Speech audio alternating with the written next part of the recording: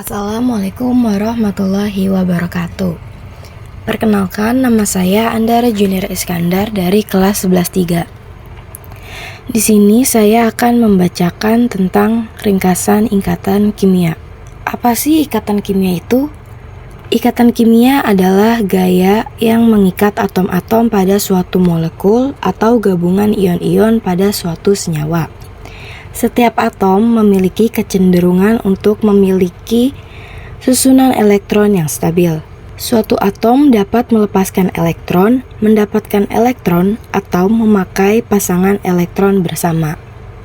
Lalu di sini ada 3 jenis ikatan kimia. Yang pertama itu ada ikatan ion. Yang kedua ada ikatan kovalen. Nah, di sini ikatan kovalen terbagi lagi menjadi 3. Yang pertama ada ikatan kovalen tunggal, yang kedua adalah ikatan kovalen rangkap 3, dan yang terakhir adalah ikatan kovalen koordinasi. Dan selanjutnya ada ikatan logam. Nah, apa sih ikatan ion itu? Ikatan ion adalah ikatan yang terjadi karena adanya serah terima elektron, sehingga akan membantu ion positif, kation, dan ion negatif, anion. Contohnya ada pada senyawa MgCl2, MgO, FeS2. Bisa dilihat di sini ada unsur Na. Natrium memiliki elektron valensi 1. Maka dari itu, natrium memiliki kecenderungan untuk melepaskan elektronnya. Dan ada unsur Cl. Klorin memiliki elektron valensi 7, maka dari itu klorin memiliki kecenderungan menerima 1 elektron.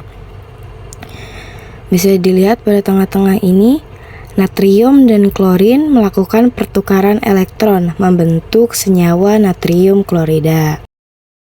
Selanjutnya ada ikatan kovalen. Ikatan kovalen adalah ikatan yang terjadi oleh 2 atau lebih atom non-logam karena penggunaan bersama pasangan elektron. Ada 3 jenisnya. Yang pertama itu ikatan kovalen tunggal, yang kedua ikatan kovalen rangkap, dan yang ketiga ada ikatan kovalen koordinasi. Ikatan kovalen tunggal itu adalah ikatan yang hanya melibatkan sepasang elektron untuk digunakan bersama. Contohnya pada atom hidrogen yang saling meminjamkan 1 elektronnya dan terbentuklah ikatan kovalen tunggal. Bisa dilihat pada gambar di sini ya. Lalu selanjutnya ada ikatan kovalen rangkap 2. Ikatan yang masing-masing atomnya menyumbangkan 2 elektron untuk dipakai bersama. Contohnya sulfur dioksida. Oksigen meminjamkan 2 elektron terhadap sulfur.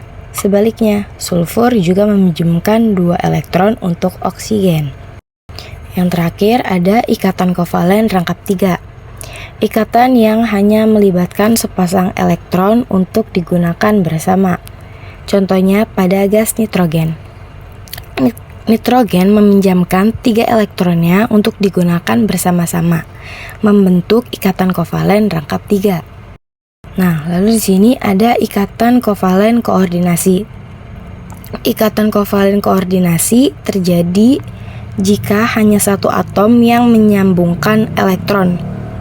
Contohnya, hanya atom oksigen yang meminjamkan elektronnya. Lalu, yang terakhir adalah ikatan logam. Ikatan logam adalah jenis ikatan kimia yang terjadi antara atom-atom logam.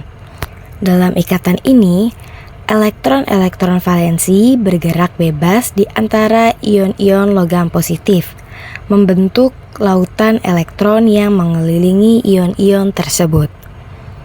Ikatan logam menjadikan logam 1. Keras namun luntur, 2. Tidak mudah patah meski ditempa, 3. Tidak lelah dan titik didih yang tinggi, 4. Konduktor listrik dan panas yang baik. Di sini ada ikatan antar molekul. Yang pertama ada gaya van der Waals, gaya tarik-menarik lemah antara molekul non-polar. Yang kedua ada ikatan hidrogen, gaya yang lebih kuat, terjadi antara H dan atom elektronegatif. Contohnya ONF. Yang terakhir ada dipol-dipol, gaya yang terjadi antar molekul polar. Lalu di sini ada bentuk molekul. Menurut teori FSEPR, bentuk molekul ditentukan oleh tolak-menolak pasangan elektron di sekitar atom pusat. Yang pertama itu ada bentuk linier, yang kedua ada bentuk segitiga planar, yang ketiga ada bentuk tetrahedral, dan yang terakhir ada bentuk V. Di sini kita memiliki soal, yaitu senyawa berikut ini yang mempunyai ikatan kovalen dan ikatan ion sekaligus adalah A. C2H2, B. H2O, C. KOH, D. NH3, E. SO3. Sebelum itu, saya akan menjelaskan sedikit pengertian ikatan ion dan ikatan kovalen. Ikatan ion adalah ikatan yang terjadi akibat transfer elektron atau serah terima elektron. Biasanya interaksi terjadi saat ion positif melepas elektron dan ion negatif menerimanya. Lalu ada ikatan kovalen, terjadi karena pemakaian bersama-sama pasangan elektron antara atom-atom yang diberikan untuk mengetahui apakah dia berikatan kovalen atau ion. Nah, yang A ini ada C2H2, di mana unsur C memiliki elektron valensi 4, sedangkan H memiliki 1 elektron valensi. Atom karbon atau atom C cenderung susah untuk melepas maupun menerima 4 elektron. Oleh karena itu, atom karbon mencapai kestabilannya dengan menggunakan elektron secara bersama-sama. Di sini C memiliki 4 elektron valensi, di mana 1 sudah berikatan dengan H dan sisanya berikatan dengan C, membentuk ikatan kovalen.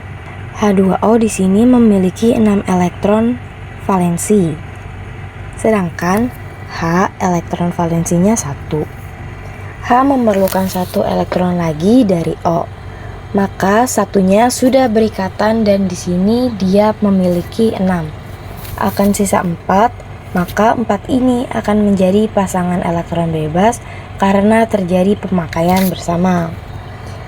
Lalu yang C ada KOH, di mana K itu mempunyai 1 elektron valensi, cenderung melepaskan 1 elektron untuk mencapai keadaan stabil.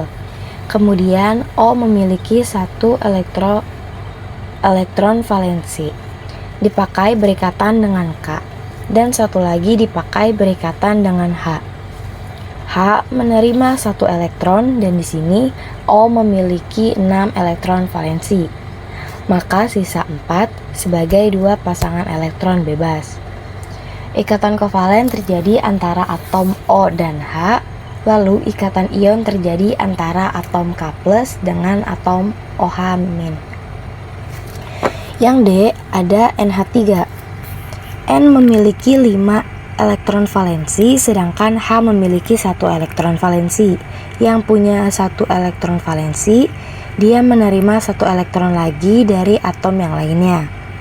Di sini H masing-masing menerima 1 elektron N. N itu memiliki 5 elektron valensi, sudah dipakai berikatan dengan H, maka sisanya sebagai elektron bebas. Yang E ada SO3, di mana S punya 6 elektron valensi, sedangkan O juga punya 6 elektron valensi.